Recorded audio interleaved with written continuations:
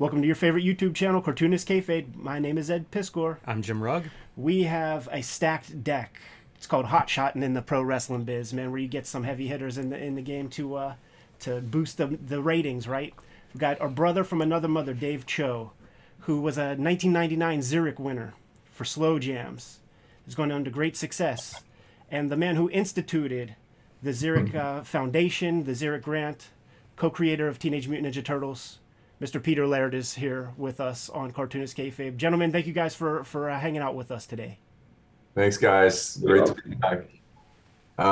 Yeah, Pete, before we jump in, I just got to, I've met you actually before in 1999 in Bethesda, Maryland at the SPX Con. I think you had your new book at the time, Planet Racers, out.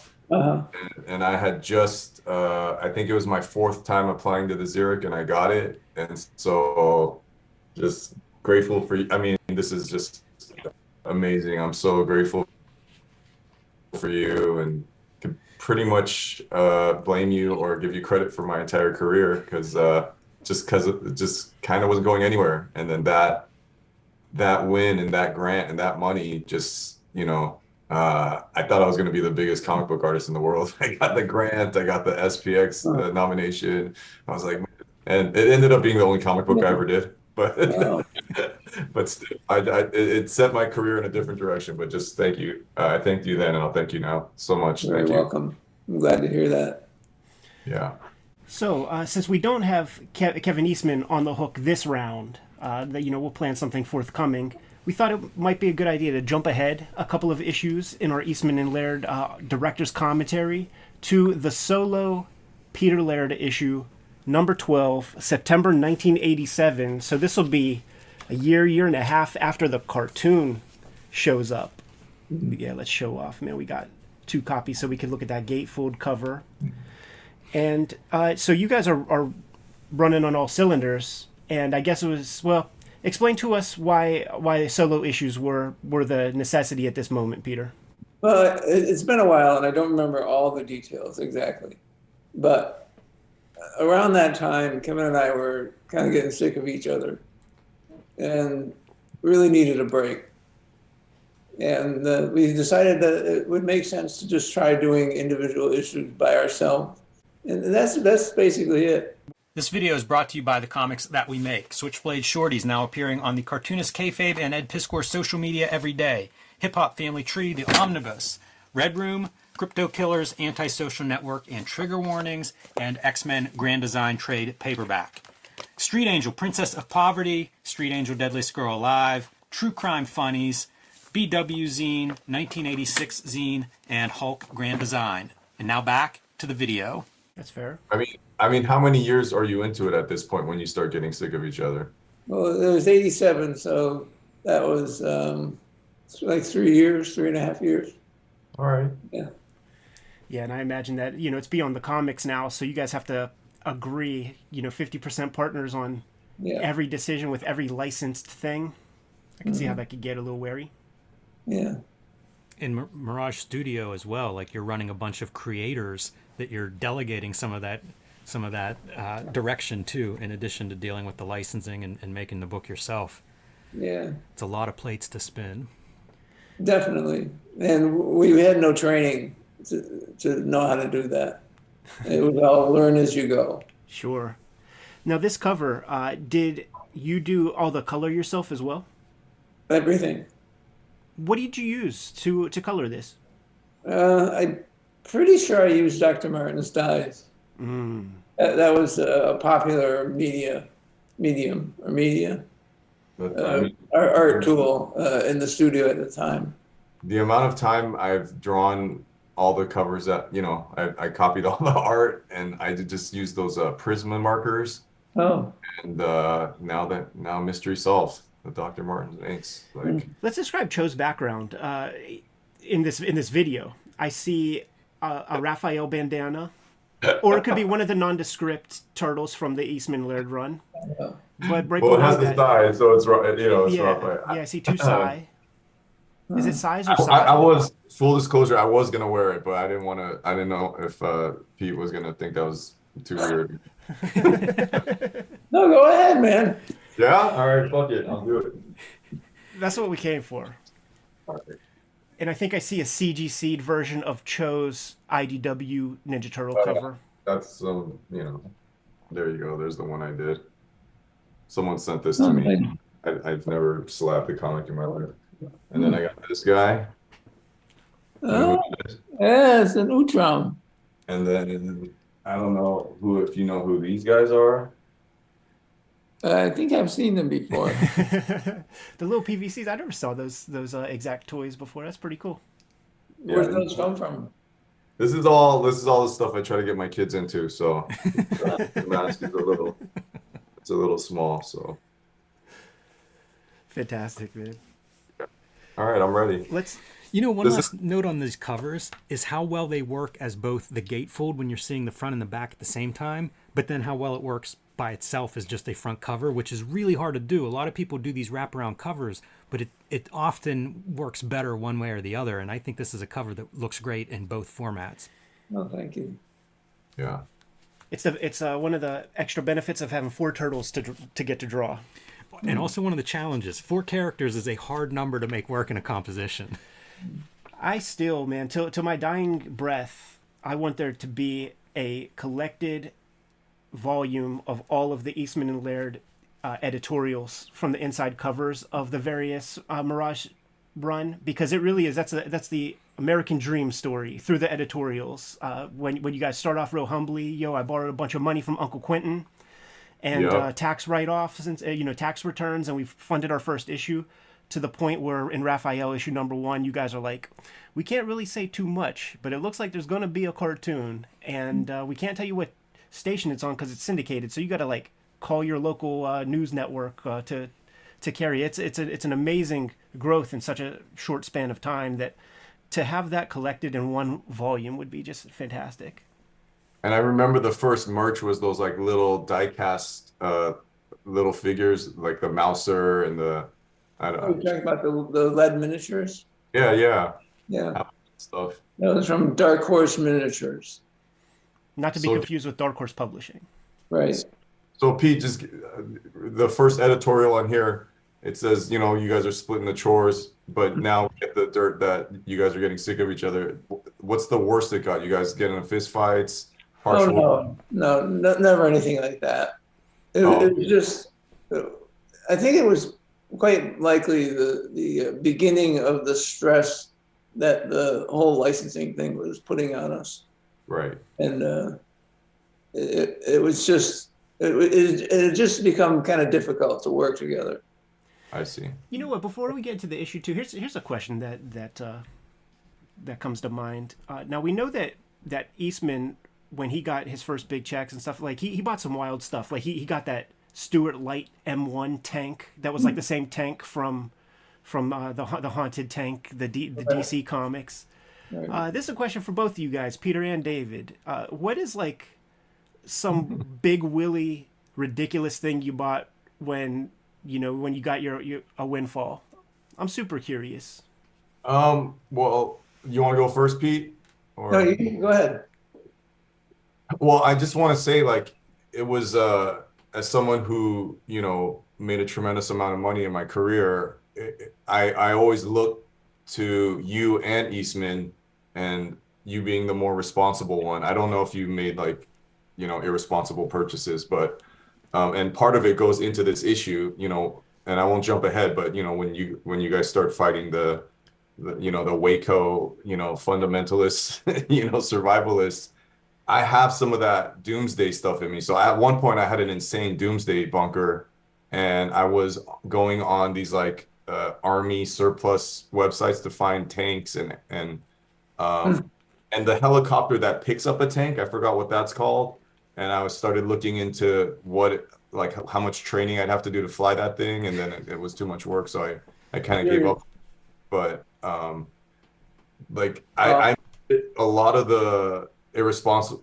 There was a very good Comics Journal interview about Eastman and how many horrible things that he did. Not horrible things, but horrible decisions he made during Tundra.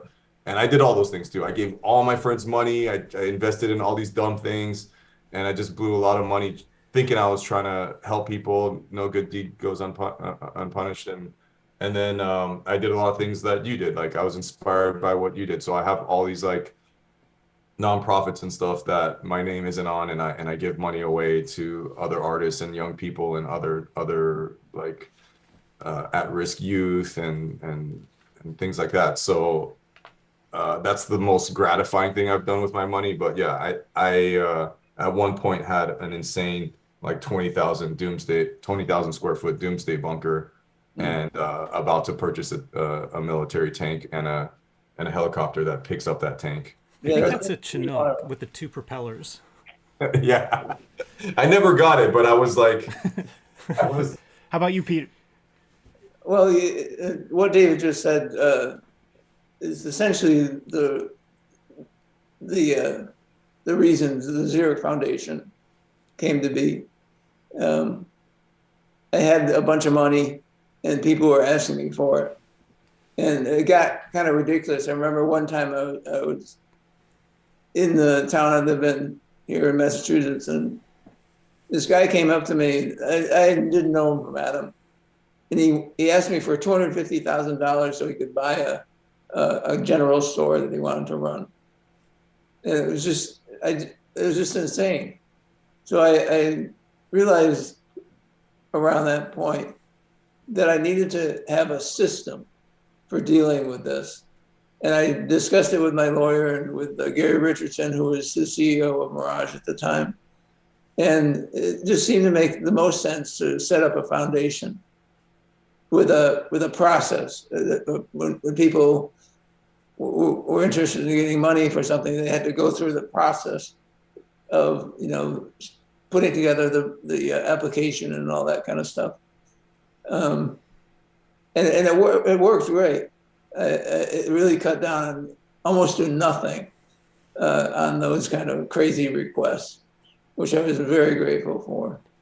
Now that sounds very responsible, Peter.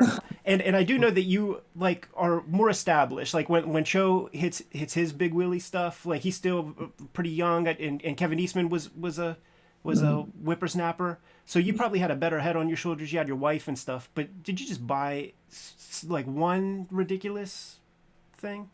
Well, you could say that. Anything that could be mentioned on air. Yeah, certainly could. I actually learned about this place from my attorney. It was a beautiful inn in the hills of Massachusetts, West Massachusetts, and it had a kind of a checkered past in the sense that it didn't succeed as a business.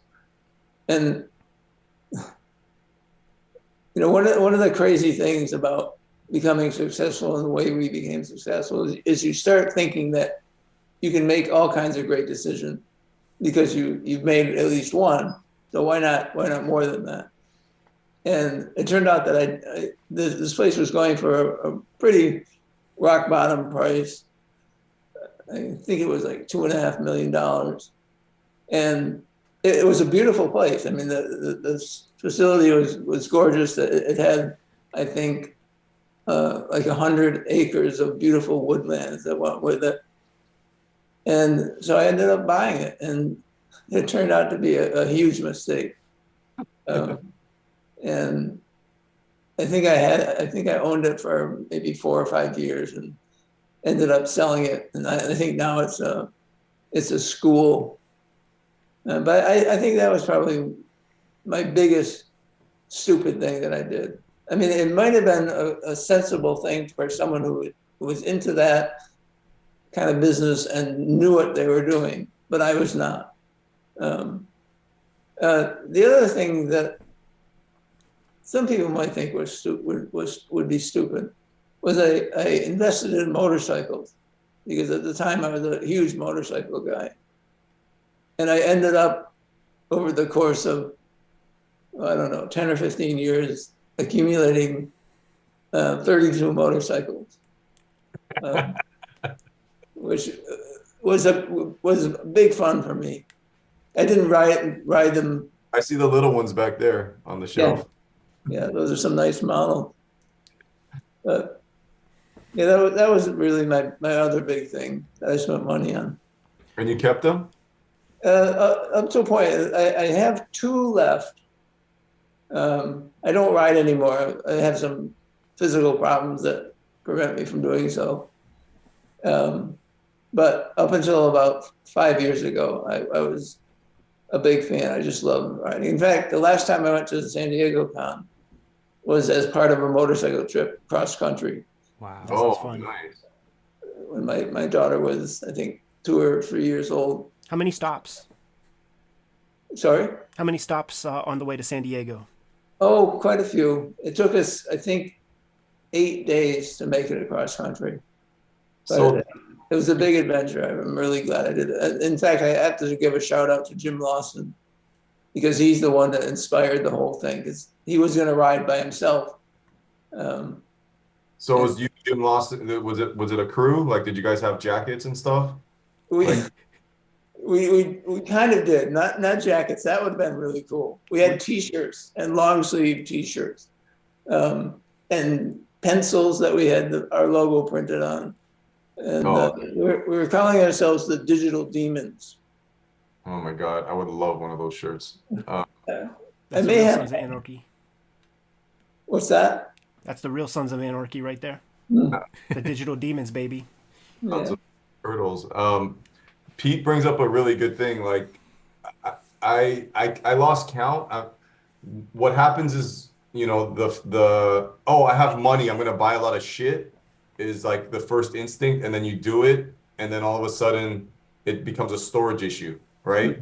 Because if you have 32 motorcycles, I imagine you have to have a warehouse, and you have to have someone like, you know, clean them and get, you know. I had a giant warehouse. I never went that crazy. I had 10 cars, maybe more than that. Was the like it was more of a gambling thing because I'd be in Vegas and I'd just buy a car and bring it home and never drive it again.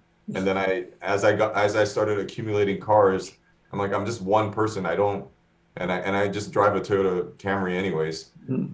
I have all these fancy cars, and I was more of someone who just like I never had anything growing up. I had no toys. I had some like loose Lego pieces. Mhm.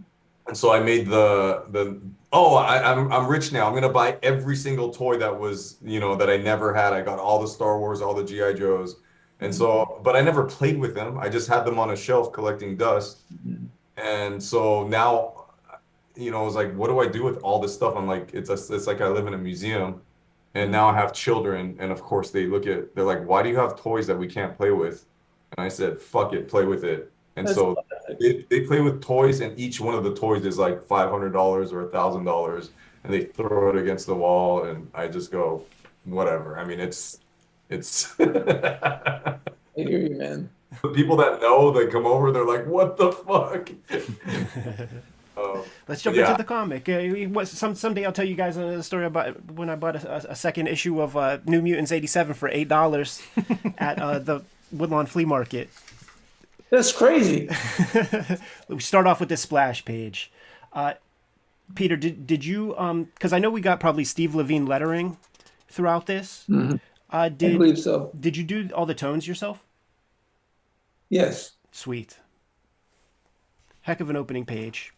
It's a great splash page. How do you do the fading duotone? Is that Well, airbrush? I believe that was an airbrush. Wow. Did you have a respirator with that airbrush? I should have had that. Dave, you ever use that duotone stuff? I used it once, and it just took too long. I didn't have the patience for it, and I've you know, just from spray painting, and then I've only gotten into airbrush in the last 5 years, and yeah, I don't wear a mask, and my lungs are just jacked. I should have definitely. I do now, but yeah. So when you use an airbrush for those tones, that's what it prints. It looks beautiful. Yeah.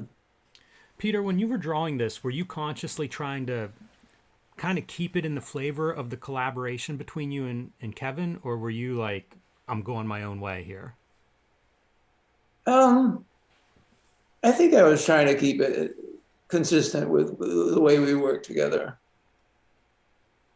I mean, I definitely had my own way I like to draw the turtles and other stuff, but That's the illuminating thing when you look at these various issues where, the unmentionables issue that Eastman draws, this issue Mhm. that you draw, where you could start to really kind of parse the division of labor on the earlier parts of the collaboration, because you do draw the turtles in different ways. Mhm. This story jumps, like, it starts off with a punch, man. It's a little scene of domesticity, a little bit of William Tell, everybody showing off their ninjutsu skills and shit while they're having a little picnic. Mhm. There's your Roaches shirt that Dave Cho is rocking at this very moment. Yeah. Yeah, that was nice because I didn't know who they were until I read the issue, and it's like this. I'm guessing you must have really liked them to rep them so hard in the book, but yeah, it's like a 80s all-female trio a cappella group, right? Yeah, they had great voices. Yeah, beautiful voices. Four And pages then in, we got our big moment. What are you about to say, Dave?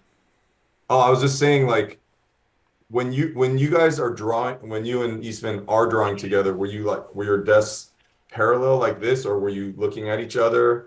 And then what while you're drawing, are you doing the voices? Because like when I see Casey Jones with the cutoff shirt and it says Splinter says he'll teach me some ninja stuff after lunch. Whatever. Do you like what's the voice you hear in your Splinter says he'll teach me some ninja stuff after lunch. Whatever. Is it like is it like a surfer skater voice?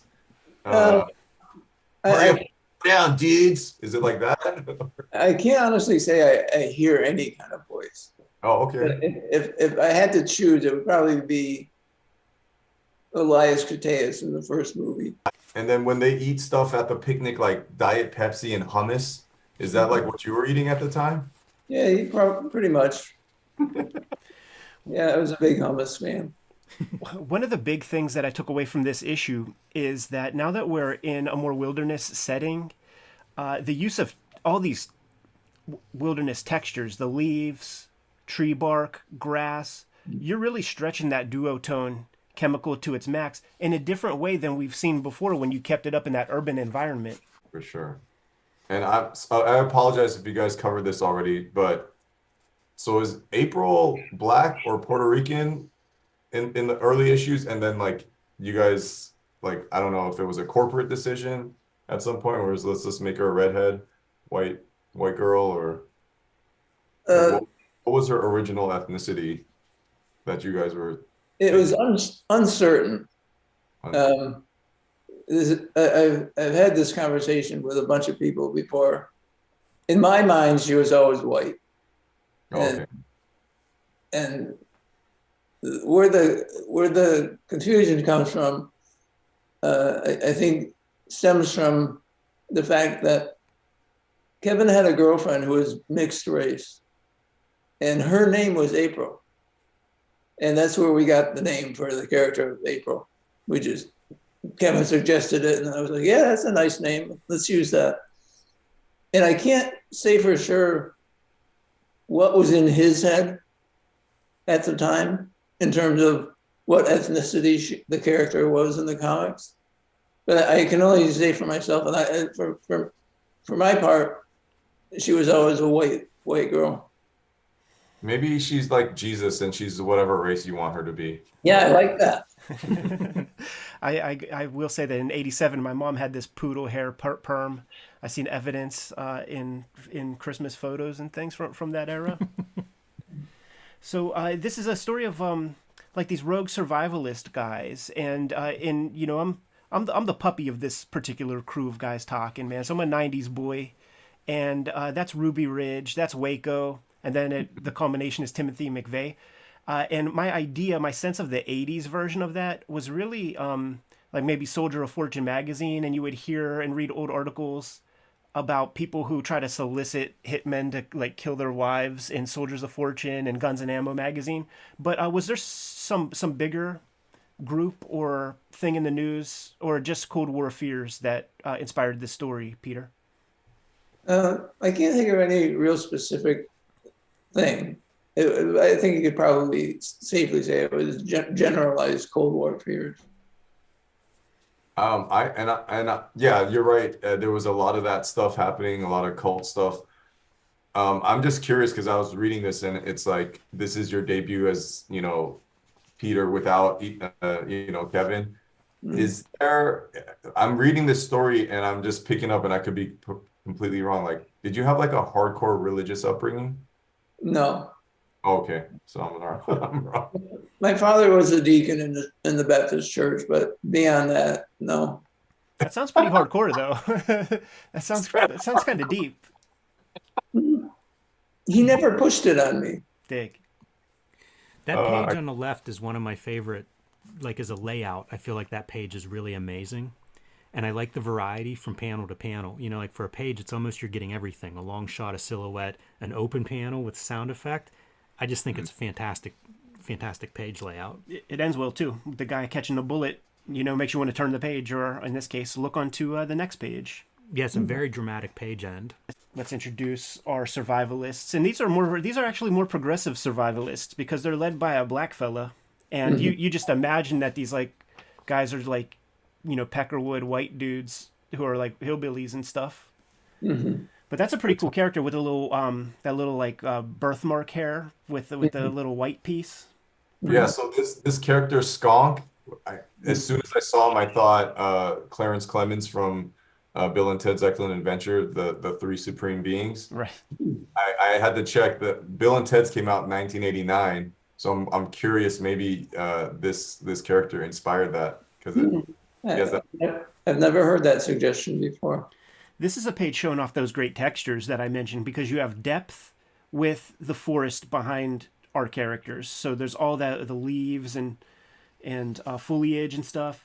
There's the camo on the pants, which is rendered almost exclusively in the duotone. It's good. The tone, the zip tone for the camo is amazing.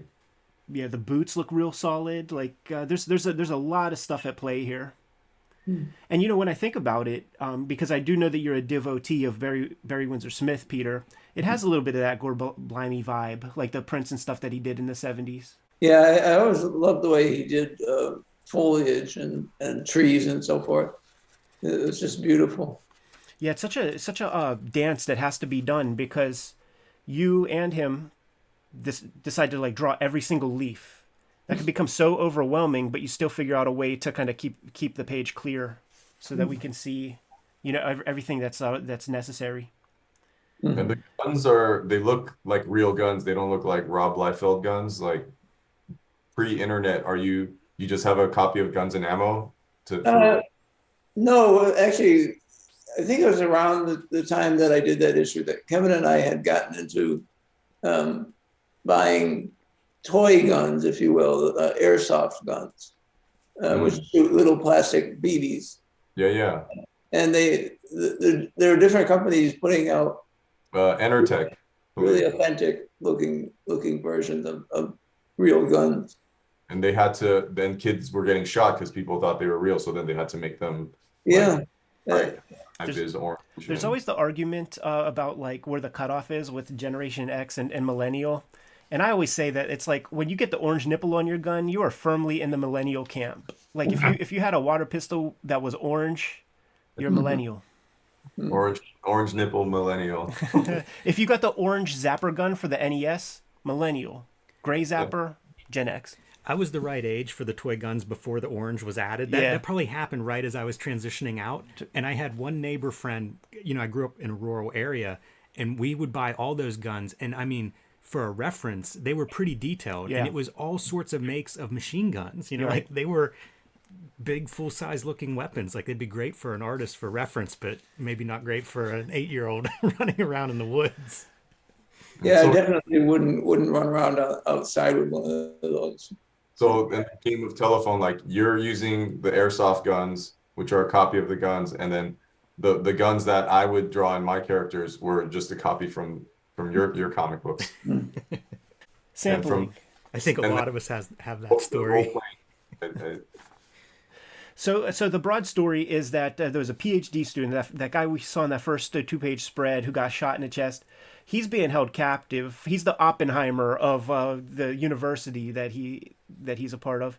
And this survivalist organization, they scooped him up, and they did what they did with the original. Was it Project Manhattan, Philadelphia experiment. What was the Oppenheimer shit? Where it's like, all right, man, here's the information. How do you make a bomb?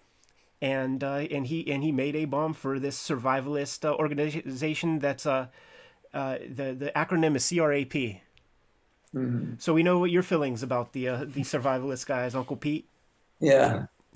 This is a badass composition right here, dude. As the turtles, like the sentence is, "You know what to do, my sons. Remember your stealth training." Yet as you see them disappearing into the trees, Mhm. great composition with Splinter behind this big ass tree right here, allowing that white space around to kind of frame everything. We looked at a lot of Turtles comics with you, Peter, and I don't know that a 1984 Peter Laird would allow for that white space. You use a lot of duotone sort of all over the place and things, so it's a real nice piece of restraint that you've injected into that particular page. Once again, Right. look at these textures, dude. The water, This is my favorite page. it's incredible. The water, the rocks. Peter, did you hold on to all your pages? Did you sell any? I believe I still have all of those pages. I could Whoa. be wrong. Dave, you could possibly have those to read in the bunker if the price is right. Can I just interject? Like, what is the what is the thinking behind keeping everything? Is it you want to leave it to somebody, or you want to put it in a museum, or I'm in a weird phase right now where I just give stuff away when people want it. So I'm just curious what the decision to hold on to everything. Well, it's kind of interesting that you bring that up because just last week I was talking with my wife about this, and I think I am gonna start getting rid of a lot of that stuff, selling it for sure. But I guess I've always been kind of a pack rat like Kevin claims to be, and I know he is, even probably worse than me. But it just always felt right to hold on to most of that stuff. Mm, Here's that's great. here's a question for you, Dave, and maybe this is one to say for when Eastman and Laird are on the hook with us. But it was when was it was the aughts. It was I think it was the aughts because I think I still had a dial-up modem to go to the heavy metal website. And I remember Kevin Eastman, there was like a little JPEG where they photoshopped him bald with a little pinky up to his mouth. And it said $1 million, and kind of like Dr. Evil kind of thing. And he was trying to divest himself. He was trying to find somebody to buy every page of Ninja Turtles #1 plus all the roughs and stuff to go with it for $1 million. Would that have been attractive to you, David Cho? Like you said that you wouldn't pay $100,000 for like a Dan Clowes cover or something, but $1 million for Ninja Turtles 1 is that irresponsible?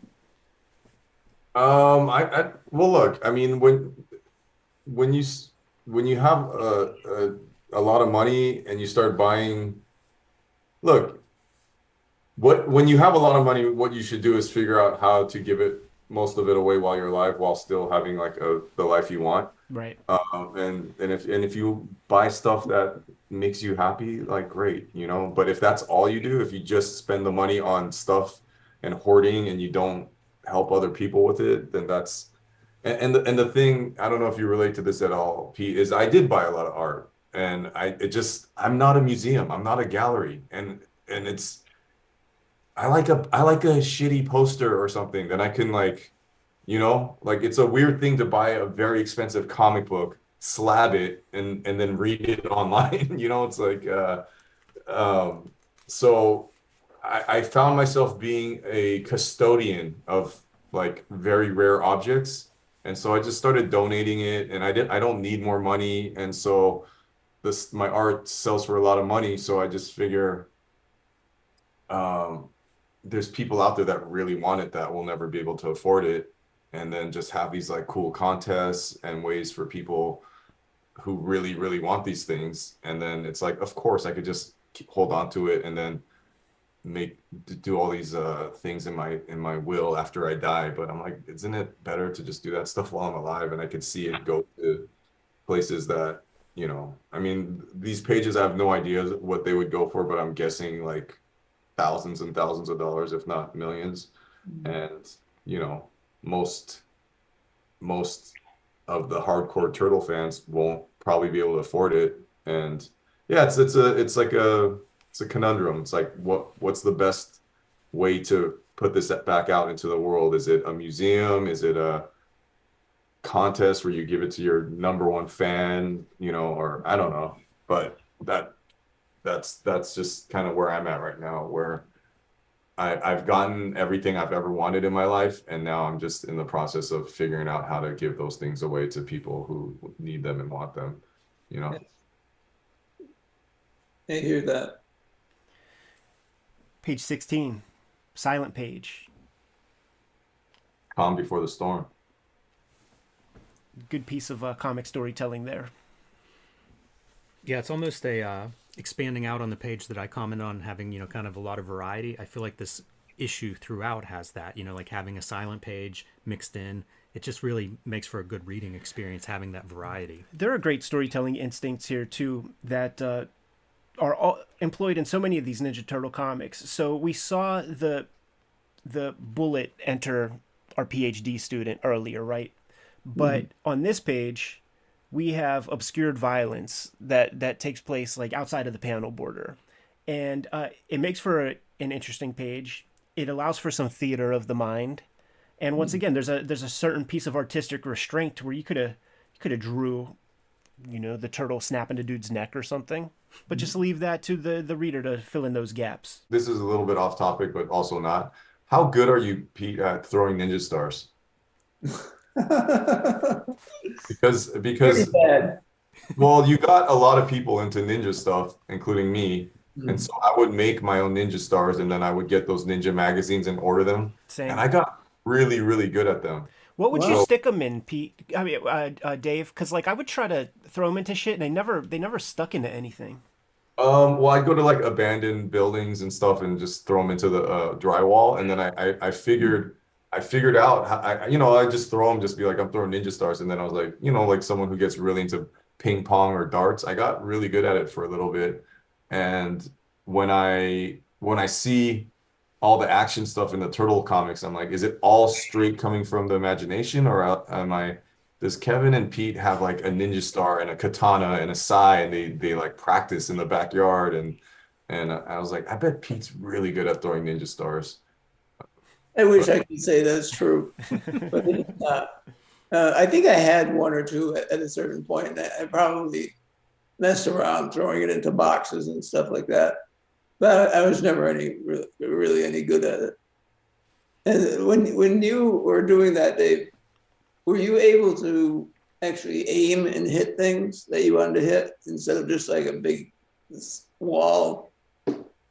Yeah, that's and then I started drawing targets, and then at first it was just fun, and then I kind of brought it into my actual art. Like if I would do a mural, I would always end it by throwing some ninja stars into it. Really? And then as an adult, in a more antisocial way, you know, when I stay in like really rich neighborhoods, when I'm renting a house in Spain or whatever, I just start throwing ninja stars in the backyard into wood, and like all the white people in the neighborhood are like, there's literally a fucking Asian guy throwing ninja stars in the backyard. And it's not, I'm not a ninja, I'm not trained ninja from Japan, but just from Turtles comic books.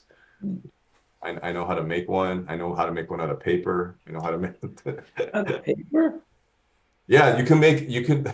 My brother used to make these ones. He'd fold them so the paper's really hard, and then he'd put the thumbtack needles in them so that there's needles sticking out of each point, and then he'd throw them at me, and they would like pierce my clothes and my skin. And then we would do that to each other. In the 90s, there was this show on MTV called Unfiltered, where you send in your story to MTV's producers, and then they send you a camera, and then you just record a bunch of stuff, and they'll make a film package. And out in the middle of Pennsylvania here somewhere, we were just talking about this off camera. These little hillbilly boys, they got hold of a book called Cards as Weapons by Ricky Jay, the famous Ricky Jay. Yeah. And it's a humor book. It's a silly book. And it's just about directing cards when you throw them. But Ricky Jay gets hyperbolic and treats it like a martial art. And these kids took it for serious. So when they start to practice and learn and stuff, they got way too good. Like they were like, and they showed the video. They're like sticking it into each other's chests and stuff, and they're walking around town with packs of cards as like self-defense weaponry, but also they are teenage boys. I mean, they have big long mullets and shit, so they are chasing the Amish and like throwing cards at the horse and buggy and shit like that. So they are a little demented, but anyhow. Yeah, I wish people would bring back ninja stars and just use them as weapons instead of shooting each other with guns. Like I'm sitting here questioning like my parents and stuff, because like we had all of that stuff, wooden nunchucks that we would just that have so many like chunks taken out of it because I smacked shit with them. Those little telescoping rods that you could smash somebody in the head with. Ninja stars. I told the story on Kayfabe where my cousin Ed was bugging his parents for a blowgun for 2 Christmases, and then on the third Christmas he got the blowgun and we're playing with it outside, and when we come back in on the first hour of being at his house on Christmas visiting, and his dad's like, here, put the blowgun away, and he's like, why is a dart missing? And then we reveal and admit that one of the darts was on the roof, and he's like, you fucking idiots are blowing these darts up in the sky. Like, what's the end goal for that? Kids are dumb. I had a friend, they would shoot arrows up in the air and then like act like they were going to catch them, and they were hunting. They were real, like razor tip arrows. Right. I saw that episode of Sopranos. Man, I'm loving these 2-page spreads, Peter. Well, thank you. Pete, we got to talk about it. Yeah. I mean, it's in front of us. Splinter, circumcised or uncircumcised? I never seriously thought about that. And what Dave's pointing out is it's the little rag from the little gi. It comes out from under the little robe piece, right at crotch level, and then you realize that in order to have a splinter, you got to have wood. I stole that off a guy, Joe Grotesque on online, man. He put that comment out there, man. So I can't steal credit for that one. But once again, this is another great page of the textures, foreground grass, and you got to put like shadows underneath the blades. Like there's a lot of work that went into this. Peter, how long do you think it took for you to put this issue together? I know it's been a while, but ballpark. I'm gonna say probably 2 months. At about like what, 40 pages, so 20 pages a month. That's a good run. 5 pages a week, Monday through Friday. That's a work week. Peter, were you getting to a point where you guys were working like 6-7 days a week between like the licensing, the overseeing Mirage, putting out several books? It sure felt like that. I wish I had kept more and more notes about that period, so I could recall with specificity. That's the right word. Yeah. Yes, sir. Exactly what was going on during that period, but it all kind of blended together. In a lot of ways, it's a big blur. Would the move be to kind of figure out like a chunk of time during the day to draw the comics and completely ignore all the satellite stuff that comes with it, all the licensing things? Or are you being interrupted throughout the course of a day while you're trying to focus on the artwork to sign off on something or to handle some kind of conference call or whatever? Yeah, exactly. In fact, you just hit on something that I was just remembering, that I started doing most of my work late at night, because that was the period of time during the day when I wouldn't get phone calls. Right. And it made a huge difference. My first design job, I worked under a senior designer, and he would come in like halfway through the day. His hours would be like 1 to 10 o'clock at night. And it was for that reason, because he'd be doing meetings when he was there, and to actually get work done, it was almost like the office had to clear out and then he could just do his work, or, do the creative part of his work. How old were you at this time, Pete, when you did this? How old were you at the time when you did this issue? How old was I? Jeez. 87? 34, 33, 34, something like that. I think. I was born in 54. And the book came out in 87. Yeah, I know so many very, very talented artists that no one's ever heard of or they never made it just because of that aspect that you're talking about of, you know, a lot of artists are not good at communicating and that's why they express themselves through art. And when I was painting, it was always in the middle of the night, whether it was graffiti or comics or oil painting or watercolor.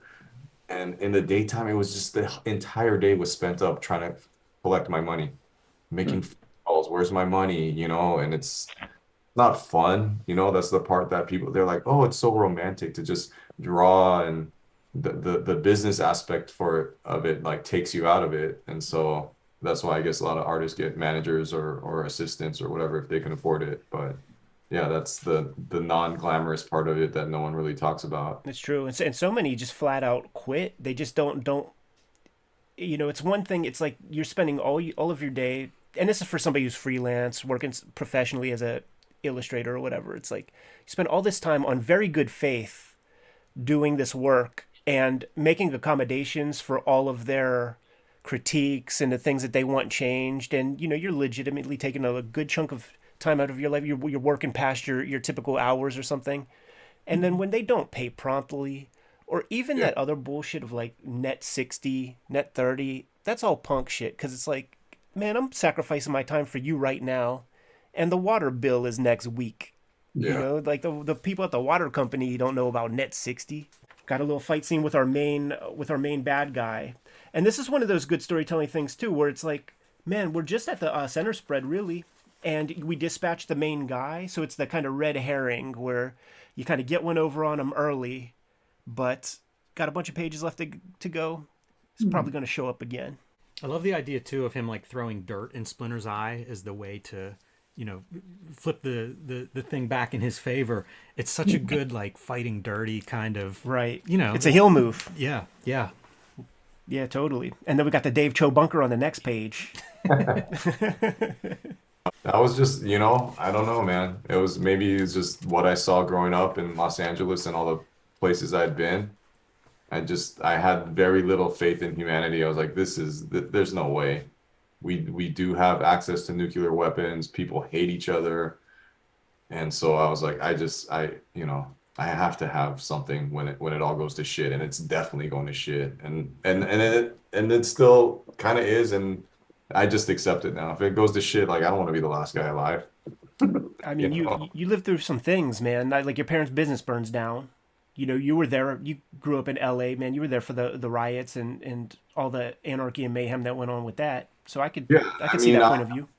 yeah, in '92 I experienced like the downfall of civil. I mean, it to me it felt like Armageddon, and so that traumatized me. And then I ended up, it's like someone who has like a shitty boyfriend once, and then just ends up chasing shitty boyfriends for the rest of their life, going, why can't I find a nice guy?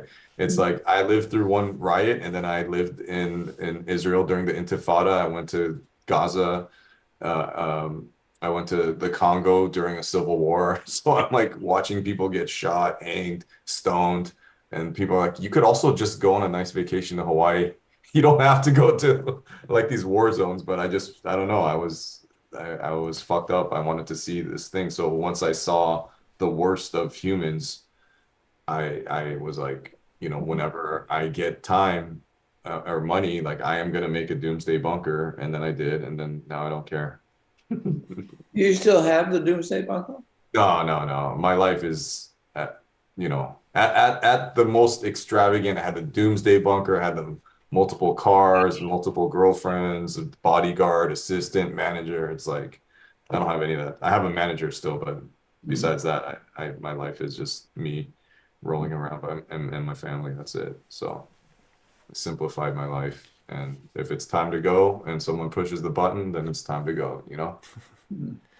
Here's the bomb. Good looking bomb. Great bomb.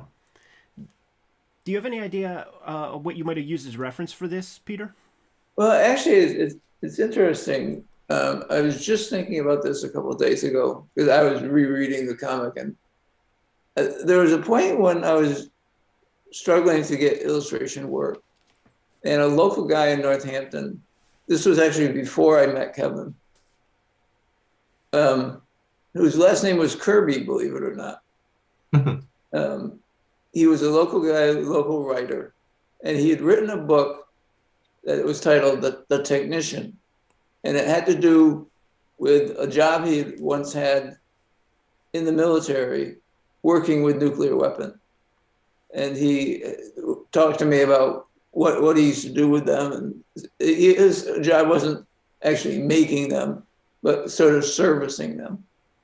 And he described the way they some of them looked, and that's where I got that image.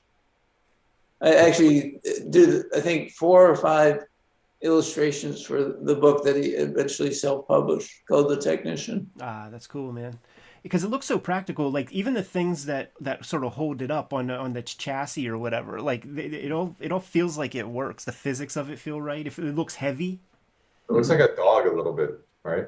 Mm-hmm. It reminds me of those robot dogs. Yeah. You know, that circulate now. right? Like the military robot dogs Yes. that have gyroscopes and don't fall over and always stay up. Oh yeah, those Boston Dynamics Yes. robot. Yeah, those are pretty creepy looking. They're so scary. This scene here with the survivalist guys in the creek, standing on the turtle shells, that's happened to me. Like when we were at Maui Comic-Con, and we were just hanging out on the beach, like me and my girl, we were just walking, talking, and you just take it for granted there's these big boulders everywhere, and I'm like, these are all turtles. Big giant sea turtles just hanging out on the beach, and we're like walking past a bunch of them, and then one kind of moved, and I'm like, what? And then I'm like, oh my goodness, there's like 12 big giant turtles here. It was one of the cooler moments. Wow, that's crazy. This is such a great sequence for a comic about Ninja Turtles. Right. Like, this is absolutely fantastic. And then again, a killer 2-page spread whenever you turn the page. Making them what count. a payoff. Making them count. So good. And also, like, the movement, here's a new texture, right? Like, the movement of that water, making it really feel like it's sloshing around. It's got good movement. Like, it's all, like, you can feel the current of it. You can feel the movement and the motion.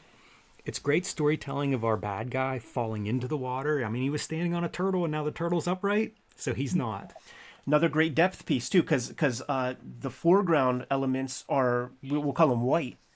And then you got the foliage and the forest in the back, and you're using, like, your darkest duotones, probably more than you did on most of the other pages. So it really makes those characters pop. Yeah.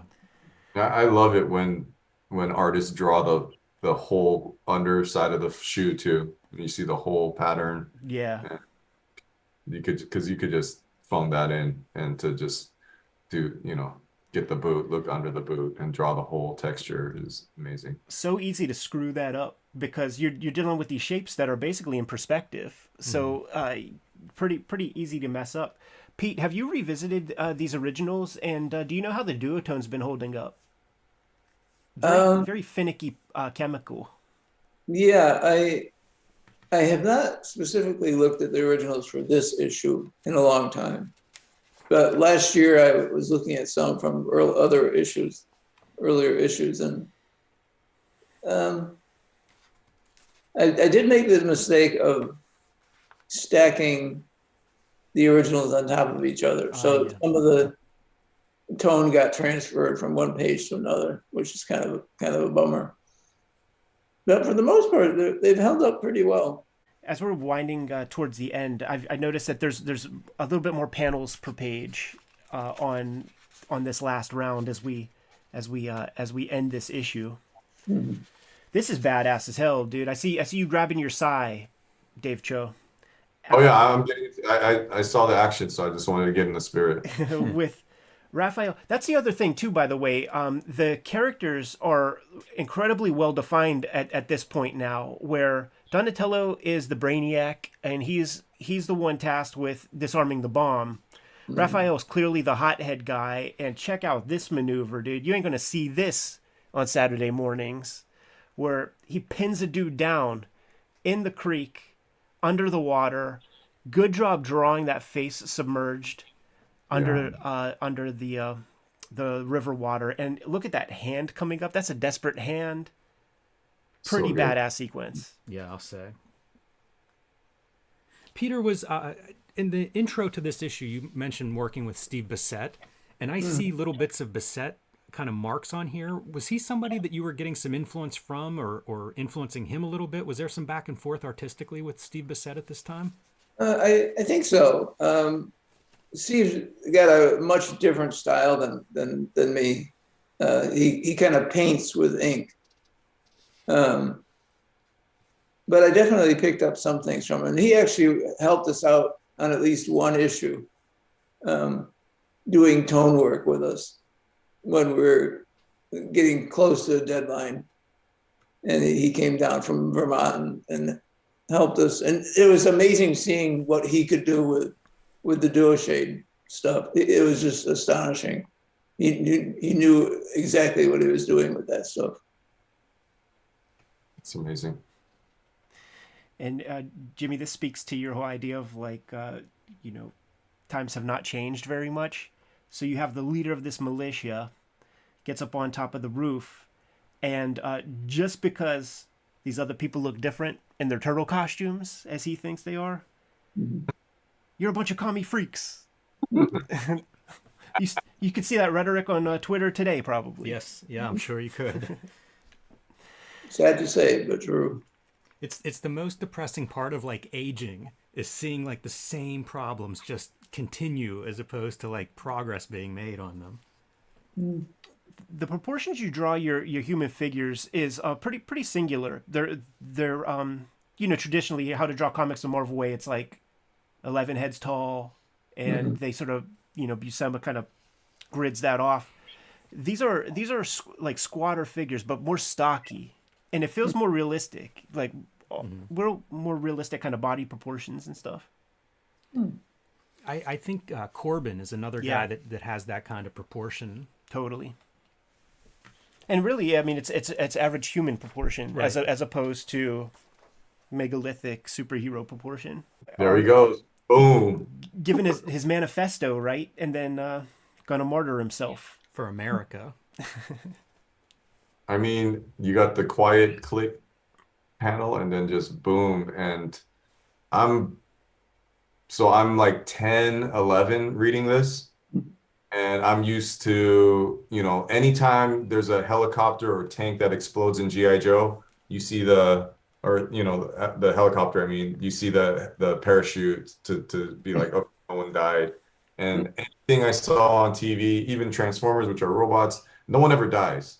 And then you just got this dude and you just blew him up. And I mean, it was so cool.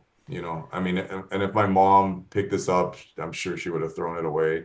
But yeah, I mean, it's like you look at the cover, it's so misleading. You're like, you got these green turtles, and then, looks like for kids, and then you have murder inside and violence. I just have to interrupt you for 1 second, because something you just said made me think of something from the past. That comment about your mom throwing the comic book away. Yeah. When Kevin and I lived in Connecticut, we were in Sharon, Connecticut, and the closest comic book store where we could go and get new comics was in Torrington, which was probably 30 or 40 miles away. And the store that we went to was called My Mother Threw Mine Away. I always thought that was a great name. Yeah, that's fantastic, man. Especially for that time period, because that's the boomer guys who are old enough and have a little nostalgia and a little money to throw around. Yes. The other thing too is that there was a death here, and in those mainstream comics, your Batmans and stuff, everybody just it gets wrapped up in a bun and you get sent off to Arkham Asylum. Right. But not here. There are some actual real stakes. So that's the freedom that you have when you're making the comic yourself and you're making all those editorial decisions without some corporate overlords hanging over your head. And then, yeah, and especially Raphael was, he's ready to kill everybody until Splinter said, "Hey, chill." And then we have our epilogue. Wrap everything up in the bun, man. A little piece of domesticity. And once again, the reference to the world being the same. Here we are, 40 years later almost. That last line, after all, in this world plagued by terrorism and poised on the brink of nuclear Armageddon. Who doesn't want to survive? That's a great ending. It is a great ending because it's like going back to the doomsday bunker. It's like, when I'm in that mode, it's just I want to survive. Like Right. I'm just gonna die, and it's like but I don't want to just survive. I want to like live. I want to thrive. I want to have an enjoyable life. So if it's just to survive, to like be in like one of these millions post-apocalyptic movies that are coming out every week, like I don't want to just eat bugs, and I want to have a wonderful life. And so, you know, When COVID went down, and Howard Stern is my comfort blanket when a lot of like crazy tragedies happen. Like I'll just go there and see what the crew is talking about. Will they get me to laugh a little bit through this craziness? So after COVID happened, when I listened to the Stern show, they're in their Hamptons house and Robin's in wherever she's at. And now you got to start to fend for yourself on like the lowest levels, meaning like you're too scared to have your help come through to wash your underwear and shit like that. The struggles they went through to just figure out like which machine was the washer and the dryer was hysterical. Like they were just like incapable people. That's Yeah. funny. yeah. Let's wrap this issue up checking out some of these ads. This is very interesting looking drawing. No duotone. Peter Laird is credited with who's the inker? Is it Ryan Brown? Yeah, it was Ryan Brown. Yeah. And I'm familiar with the name, but it's not clicking. What other stuff would he do for you guys? He did a lot of work inking various things, and he also worked pretty closely with Steve Levine on licensing art. He and Steve did quite a bit of that. Okay, yeah. He was probably in that Turtle Power documentary. Mm-hmm. And Ryan Brown did Ryan, right? The Rion. yes. Yeah. Wasn't that? Yeah. Hey, Pete, I wanted to ask you too, like these guys know already, but I'm a huge letters guy. I used to catfish artists and stuff, but like I love an active letters page. And it's very interesting to me, like when I see these letters on the back, they're very critical. You could have just printed all fluff, but they're like, they're very critical of like, you didn't show enough ninja stuff, and this is the proper way to hold a sigh, and this is and I'm like, you guys didn't print that many, like, you guys are the best ever. It was a lot of critical shit. And then at the end, you got that little drawing by your brother, Don Laird, which I didn't even know you had a brother. And right by his foot, I see the name Scott Packman. And so I read that letter and I go, why does that name sound familiar? And then he writes this letter. I'm a fan of the Turtles, and I just like to say it's great. And then, he writes everything he loves about it. And then he ends with, I'm 14 years old and my dream is to do a comic book with you guys. And so I was like, I'm just going to Google his name. He's like a huge visual effects guy in Hollywood. Like he's worked on iRobot, Godzilla, Captain America. And yeah, so you gave birth to this guy too. It's amazing. I had no idea. Yeah, I didn't either so is your brother older or younger? And is it just you two? He's no longer with us. He passed away about 12 years ago. I'm sorry. He was my oldest brother. I have an older brother who's still alive. So you're the youngest. I'm the second youngest, youngest brother, youngest boy. And I had a sister who was also sadly passed away. She was younger than me. Man. Wow. So your brother, did he start drawing like turtles and stuff after you came up with it? Or did you guys all draw growing up? We all drew, kind of focused in different areas. My oldest brother, Don, who did that drawing that's in the issue, he was mostly a musician. He was really good. He could play multiple instruments. He was a songwriter as well. Amazing. Never really made it, so to speak, in terms of financial success, but had a great deal of fun with it. And, Awesome. Dude, it's like foreshadowing the coming out of your shell tour kind of image as well. Something else I noticed, like since we're on this letters column, and it really speaks to just sort of how indie comics work, I guess, even of this era. There's a lot of representation from like the New England area with maybe a little outreach to Jersey, and then you got your random Florida, and then that British Columbia joint. But that seems to be how this often works, where when you have the creators set up in a certain section, that like diaspora or whatever, like the seeds kind of kind of they come from that nucleus, and they're congested in an area for the most part. So like we always talk about, one of the fun things for us whenever we travel for conventions or whatever, go to those local comic shops, because you will find these like regional comics that really didn't escape the area. And certainly that's not the case for something as big as Teenage Mutant Ninja Turtles. But there is a reason to dig, man, and you could find some really cool stuff like all across the country that really didn't escape the town sometimes. Do you keep fan art, or you just trash it? Excuse me? Do you keep all the fan art that people send you, or We never threw anything away. I honestly can't tell you where all this stuff is, who ended up with it. unit with just all this fan art? I'm guessing you must have written or drawn something and sent it in at some point. My memory is horrible, but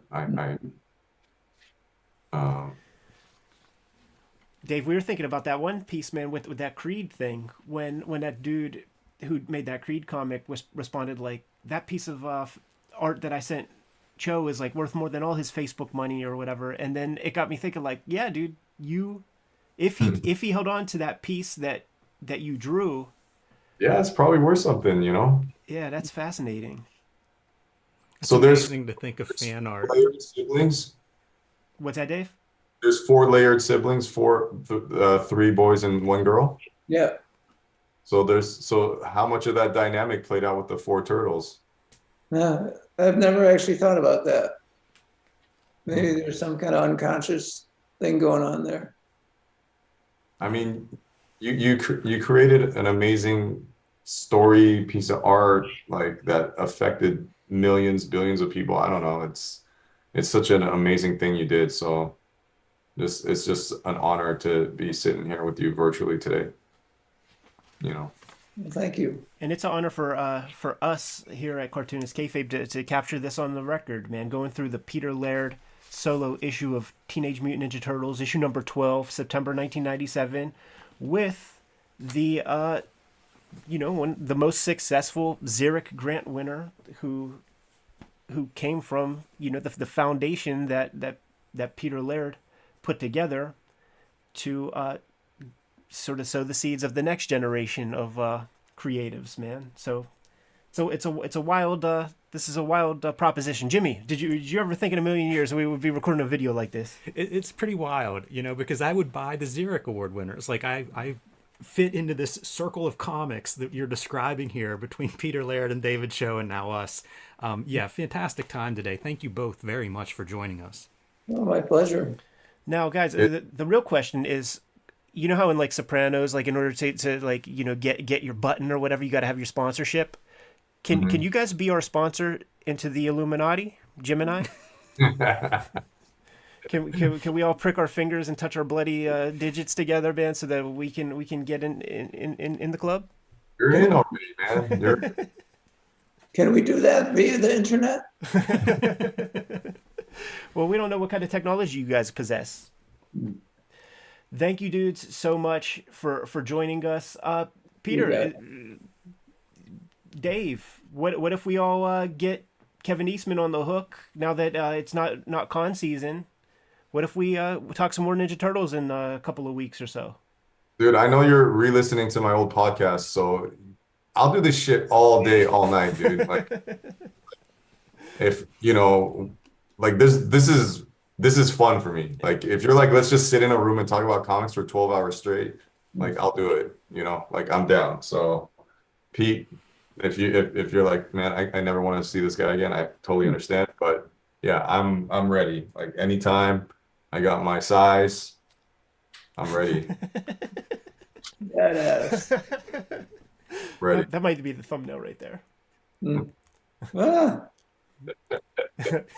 Thank you guys so much for joining us. Do you have anything to promote? Any kind of any stuff coming up, Dave, Peter? I don't know. No. I mean, yes and no, but it is what it is, I don't know. Don't be shy, Dave.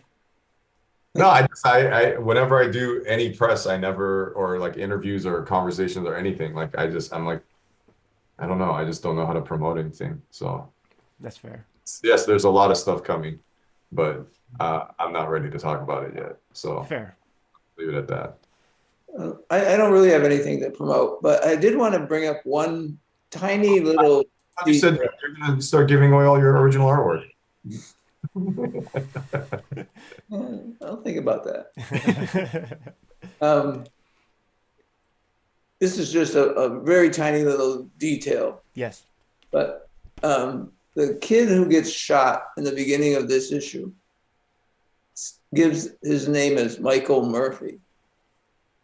And I made that name in honor of Steve Murphy and Michael Zulli. Puma Blues. Yeah, That just a tiny detail. yeah, that's pretty sweet. And man, we're not too far from Puma Blues looking Ninja Turtle comics. That'll be another topic for another day. So don't let us take too much of your time today, fellas. Oh, I got one. Sorry, before I'm being that guy. I know you guys are trying to end it. Well, I have one last thing to promote. It's going to be Kayfabe Con. See you guys there. When you walk in, you check in your cell phone so you can't use it, and then there'll be a contest where there's pieces of different art of just like a foot and a leg, and then there'll be a contest where you got to identify it. We'll give out winners for that. That's a game we play. Rug and Pisker and Rug, they're gonna have their new comic out with CHOE and LAIRD. So all future projects coming soon. Thank you guys so much for coming through. Thank you. It was great fun. Kayfabers, like, follow, subscribe to the YouTube channel, hit the bell so that we can notify you when new videos are available. We're getting close to 100,000 subscribers. If you haven't done so, man, make sure you subscribe to the channel. Hit whatever extra buttons are required for you to get delivered these videos so that you could be one of the earliest people on Gen Pop to get your hands on the stuff that we're talking about. That'll mitigate the kayfabe effect to some extent, but if you want to get these videos before anybody else, you got to become a patron on our Patreon. The King Kayfabers get all the vids, and they are able to kick it with us in this live stream chat room as we record the week's videos, which provides a lot of extra value. Ultimately, though, the videos are brought to you by the books that we make. Jimmy, let the people know what you have. I have the 1986 zine and the BW zine. These have been out of print for a while. I sent a reprint out. They should be back March 6th. They're going to be up for sale on my website. So if you missed them, they are coming back along with True Crime Funnies, my collection of nonfiction short stories. And I've actually finished drawing the second chapter in my George White story. And that is available right now on my Patreon. You can see the original art from that one. If you're not a member, you can see it as soon as you join. Street Angel, Deadly Squirrel Live, and Princess of Poverty, both available in imprint from Image Comics. These are both self-contained. Read them in any order, and probably about 20 stories total of the homeless ninja on a skateboard. And Hulk Grand Design, Treasury Edition, sold out. Trade paperback, available for pre-orders now. So if you have not picked that up yet, do so now. Let Marvel know they need to keep these books in print. The Switchblade Shorties daily strip has been going on for since January 1st. It's on all of my social media. It's on Webtoon. It's on the Kayfabe social media streams, man. So check out my latest comics project. I'm almost actually done drawing the first book. Hip Hop Family Tree Omnibus is out there. You can find it real cheap on Amazon right now. It's like $45 up there, which is crazy. This is the best book I've made to date. Contains all of my Hip Hop Family Tree works, plus 150 pages of extras. Scoop that thing up sooner than later. There are 3 flavors of Red Room trade paperbacks. The newest one, coming at the end of February, is called Crypto Killers. Each one contains 4 complete stories. You don't need one to enjoy the other. So if Crypto Killers is your entryway, no problem, man. Check it out. If you dig it, then go back and read some of the other stories. And then there is the X-Men Grand Design Trilogy, which contains all of my my X-Men Grand Design work. Some of that stuff is out of print. The books are absolutely the most important thing required to keep the channel going. But there are some other ways to support the channel. Jimmy, let the people know. You can subscribe to the Cartoonist Kayfabe e-newsletter at the links below this video. You can also pick up Cartoonist Kayfabe t-shirts, merchandise, hats, mugs, stickers, and more at our spread shop. That link is also under this video. There you have it, man. Numerous ways to keep the channel rocking. Give them those marching orders, Jimmy, and we'll be on our way. Read more comics.